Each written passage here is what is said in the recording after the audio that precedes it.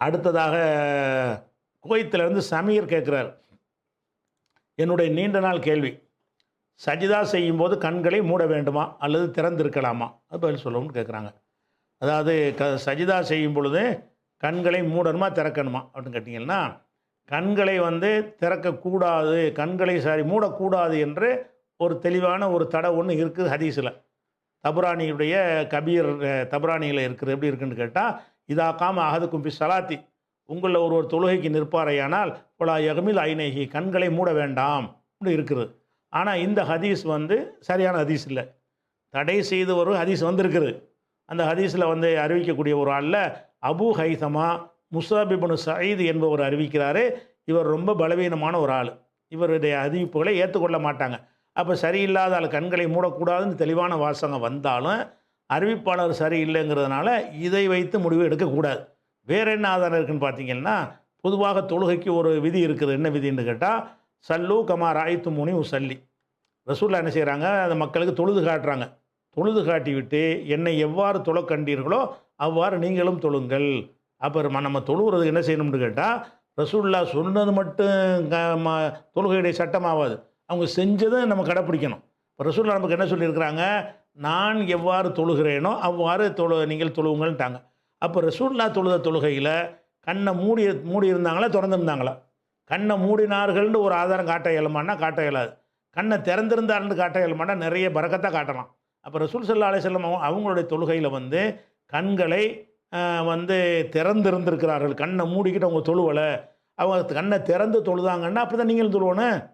என்னை எவ்வாறு தொழ கண்டீர்கள் அவ்வாறு தொழுங்கள்னு சொல்லிட்டாங்கல்ல. புகாரியில் ஒரு 752வது ஹதீஸில் வருகிறது. ரசூல் ஸல்லல்லாஹு அலைஹி வஸல்லம் அவர்கள் வந்து ஒரு வேலைப்பாடு செய்யப்பட்ட ஒரு ஆடையை அணிந்து தொழுகிறாங்க. ஒரு சட்டையை போட்டு தொழுகிறாங்க. அந்த சட்டை என்ன இருக்கிறது, கொஞ்சம் டிசைன் போடப்பட்டிருக்கிறது. அப்போ தொழுதுட்டு என்ன செய்கிறாங்கன்னா, தொழுது முடித்தவுடனே ஷகலத்தினி ஆலாமு ஹாதிஹி, இதில் இருக்கிற அந்த வேலைப்பாடுகள் வந்து என் கவனத்தை திருப்பி விட்டது. இதுஹபு பிஹாயில் அபி ஜஹ்மின், அபு ஜஹ்முன்னு ஒருத்தர் இருக்கார், அவர்கிட்ட கொண்டு இதை கொடுத்துருங்க. கொடுத்துட்டு வத்தோனி பி அம்பிஜானியத்தின், அவர் வேறு ஒரு ட்ரெஸ் வச்சுருக்காரு, அதை வாங்கி 2 வச்சு இதாக எடுத்துக்கங்கன்றிருப்பார். ரசூல்லா இதை வாங்கிட்டு வந்துட்டாங்க. இது என்ன செய்யுது, என்னுடைய கவனத்தை திருப்புது. டிசைன் போட்டவுடனே தொழுதுட்டு இருக்கும்போதே ரசூல்லா அந்த ட்ரெஸ்ஸை குனிஞ்சு பார்க்குறாங்க. பார்த்தோன்னே கவனம் என்ன செய்யுது, நல்லா இருக்க வேறு மாதிரி போகுது. தொழுகையை விட்டு தவறி போய் என்ன செய்கிறது, அவங்களோட கவனம் திரும்பி விடுகிறது. அப்படின்னோடனே இதை கொடுத்துட்டு வேறு ஒன்று தருவார், அதை வாங்கிட்டு வாங்கன்னு அனுப்பி விட்டாங்க. இது புகாரில் 752வது ஹதீஸ். அப்போ இதில் கண்ணை மூடிக்கிட்டு தொழுதுப்பார்களே, ஆனால் இந்த ஆடையில் இருந்த வேலைப்பாடுகள் அவங்கள பாதிக்குமா, அவங்களோட கவனத்தை திருப்பி இருக்குதுல்ல, திருப்ப நான் பார்த்துருக்கேன்னு ஒருத்தர் வழங்குதில்ல. அப்போ ரசூல்லா கண்ணை திறந்து தொழுதார்கள் என்பதற்கு இது ஒரு ஆதாரமாக இருக்குது. அதே மாதிரி வந்து 3 பேரை வந்து சமூக பகிஷ்காரம் செஞ்சாங்க. போர்களுக்கு போகாமல் இருந்ததுனால செஞ்சாங்க, சமூக பகிஷ்காரம் பண்ணி வச்சுருந்தாங்க. அப்போ அந்த அந்த 3 பேரும் வந்த பிறகு செஞ்சாங்க, யார் பேசக்கூடாது, எந்த தொடர்பு வச்சுக்கக்கூடாதுன்னு சொல்லியிருந்தாங்க. அப்போ அந்த காபு இப்னு மாலிக், அந்த பெரிய சம்பவம் அது. அந்த ஹதீஸில் என்ன வரும்னு கேட்டால், அந்த காபு இப்னு மாலிக் சொல்லுவார், நான் பள்ளிவாசலுக்கு போவேன், யாரும் சலாம் சொல்ல மாட்டாங்க, நான் ரசூல்லா கிட்ட போய் நின்று தொழுவேன்.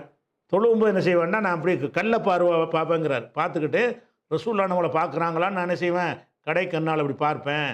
பார்த்துட்டு என்ன செய்வேன்னு கேட்டால், அவங்க வந்து நான் அவங்கள பார்க்குறது தெரிஞ்சவங்கன்னா வேறு பக்கம் திரும்பிக்கிடுவாங்க. நான் அவங்கள பார்க்கலன்னு தெரிஞ்சவொன்னே என்னை பார்ப்பாங்க அப்படின்னு அவர் சொல்கிறாரு. இப்போ சும்மா சல்லி கரீப மின்ஹு, ரசூல்லாவுக்கு பக்கத்தில் போய் நான் தொழுவேன். இப்போ சாரிக்கும் நல்லற, நான் திருட்டு பார்ப்பேன். இப்போ இது அக்மல் தொலா சலாத்தி, நான் தொழுகையில் வந்து இப்படி ஈடுபட ஆரம்பித்தோன்னே அக்பலை இல்லையே, ரசூல்லா என்னை பார்ப்பாங்க. வைதல் தஃபல் தூ நகுவு, நான் அவங்க பக்கம் திரும்பினேன்னு சொன்னால் ஆகிறதா நீ என்னை விட்டு புறக்கணிச்சிடுவாங்க. அதை பார்க்க விரும்புகிறாங்க, ஆனால் பார்க்குறது தெரியக்கூடாதுன்ற அளவுக்கு இப்படி நடக்கும் என்ன சொல்கிறார். அப்போ இவரும் ரசூல்லா அப்படி பார்க்குறாரு, ரசூல்லாவும் அவரை பார்க்குறாங்க. இதை வந்து இப்போ கண்ணை மூடி தொழுதா முடியுமா? இது கண்ணை மூடுறது மார்க்கத்தில் கிடையாது. கண்ணை மூடி தொழக்கூடாது. இன்னும் சொல்ல போனால் ஒரு ஹப்பாபுங்கிற ஒரு சஹாபிகிட்ட கேட்குறாங்க. ஹப்பாங்கிற ஒரு சஹாபி அடுத்த தலைமுறையில் உள்ளவர் கேட்குறாரு. என்ன கேட்குறாருன்னு கேட்டால், ரசூல் ஸல்லல்லாஹு அலைஹி வஸல்லம் அவர்கள் கான யக்ரவு ஃபில் லுஹரி வல் அஸரி, லுஹர் அஸரில் ரசூல்லா ஓதுவாங்களா? லுஹர் அஸரில் வந்து நம்ம சத்தம் போடாமல் தானே இருக்கிறோம். நம்ம மகரிபு இஷாவில் சத்தமாக ஓதுறோம்ல. லுஹர் அஸரில் சும்மா நிற்கிற மாதிரி தெரியுது. அதை கேட்குறாரு. யக்ரவு ஃபில் லுஹரி வல் அஸரி, லுஹர் அஸரில் வந்து ரசூல்லா ஓதுவாங்களான்றவுடனே அவர் ஹப்பாபு சொல்கிறார், ஆமாம் ஓதுவாங்க. அப்போ இவர் கேட்குறாரு, அந்த அடுத்த தலைமுறைக்காரர் கேட்குறாரு, அபு மாமருங்கிறவர் கேட்குறாரு, பிம குன்தும் தாரிஃபுன தாலிக்க, இது எப்படி உங்களுக்கு தெரியும்? சத்தம் போட்டு வேணா தானே ஓதுற ஒரு மனுஷனுக்கு தெரியும். அதில் சத்தமே போட மாட்டோமே லொஹர் அசரில், அது எப்படி உங்களுக்கு தெரியும் என்று கேட்டோன்னே காலவர் சொல்கிறார், இழுத்திராபி லிஹியத்திஹி, அவங்களுடைய தாடி அசைவை வைத்து நாங்கள் தெரிஞ்சுக்கிடுவோம்.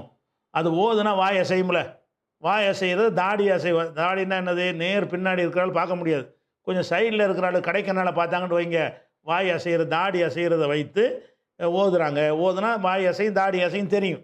அப்போ இங்கே பின் செஃபில் இருந்து கொண்டு ரசூல் ஸல்லல்லாஹு அலைஹி வஸல்லமுடைய அந்த தாடி அசைவை பார்த்துருக்கிறாருன்னு கேட்டால், அப்போ கண்ண மூடிட்டு 746 புகாரில் கண்ண மூடிட்டு தொழுவது வழங்குதா, ரசூலுல்லாஹ் பின்பற்றி தொழும் பொழுது அப்படி செஞ்சுருக்கிறாங்க.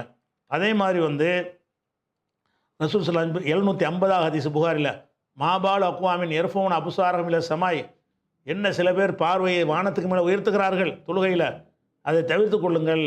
அதான் வானத்தை நோக்கி பார்க்க தான் தடைன்னு அர்த்தம். பார்வையை தொழும் போது இப்படி பார்க்கக்கூடாது, இப்படி பார்க்குறதுக்கு தடை, வானத்தை நோக்கி பார்க்கக்கூடாது. அப்படி இல்லை என்றால் அவங்களுடைய பார்வையை எல்லாம் பறித்து விடுவான், செய்யாதியே என்று ரசூலுல்லாஹ் கடுமையை எச்சரிக்கிறாங்க. அப்போ வானத்தை நோக்கி பார்வையை உயர்த்தக்கூடாது, கண்ணையை மூடிக்கிட்டு இருந்தால் அதுக்கு சட்டம் வருமா? கண்ணை திறந்திருக்க போய் தானே சொல்கிறாங்க. ஏப்போ இப்படி தூக்கி பார்க்குறீங்க, வேறு பக்கம் பார்க்கலான்னு அர்த்தம் தான் அது. 750 புகாரில் நீங்கள் பார்க்குறீங்க. 751 ஹதீஸில் இருக்கிறது, ரசூல் ஸல்லல்லாஹு அலைஹி வஸல்லம் கேட்குறாங்க, தொழும்போது இப்படி திரும்பி பார்க்கலாமா? இப்படி திரும்பி பார்க்குறது, சலாம் கொடுக்கும்போது தான் திரும்பணும், மற்றபடி திரும்பி பார்க்கலாமான்னு கேட்கும் பொழுது, திரும்பி பார்த்துறா சைத்தான் பண்ணுற வேலை, திரும்பி பார்க்காதீங்க. அப்போ திரும்பாமல் பார்க்கலான்னு வழங்குதில்ல, திரும்பி தானே பார்க்கக்கூடாது. அது 751 ஹதீஸில் இருக்கிறது புகாரில். அதே மாதிரி ரசூல் ஸல்லல்லாஹு அலைஹி வஸல்லம் அவர்கள் வந்து கடைசியில் மரணிக்கிறதுக்கு சில நாட்களாக அவங்க பள்ளிவாசலுக்கு வரல, படுக்கையில் இருக்கிறாங்க. அபூபக்கர் தான் தொழு வச்சுட்டு இருக்கிறாங்க. ஒரு நாள் வந்து அவங்களுக்கு கொஞ்சம் உடம்பு கொஞ்சம் ராகத்தாக இருக்கிற மாதிரி தெரியுது. அதனால் என்ன செய்கிறாங்கன்னா, திரையை விலகிட்டு இப்படி எட்டி பார்க்குறாங்க, சஹாபாக்கெல்லாம் தொழுகிற காட்சியை பார்க்குறாங்க. பார்த்த உடனே அப்போ அபூபக்கர் அப்படியே பார்த்து என்ன செய்கிறாருன்னு கேட்டால், அவர் இமாமா இருக்கார்ல, ஒரு பின் வாங்குறாரு. ரசூலுல்லாஹ் தொழுவிக்கிறது தான் வர்றாங்க, ஏன்னா எதிர்பக்கம் தான் ரூம் இருக்கும், கதவை திறந்துட்டு உள்ளே வந்துடலாம். ரசூலுல்லாஹ்வுடைய வீடு பள்ளியை ஒட்டி தான் இருந்துச்சு, பள்ளிக்கு திறந்துட்டு உள்ளே போயிடலாம். அப்போ எட்டி பார்த்தோன்னே ரசூலுல்லாஹ் தொலை வர்றாங்கன்னு நினச்சிக்கிட்டு அபூபக்கர் பின் வாங்குறாரு.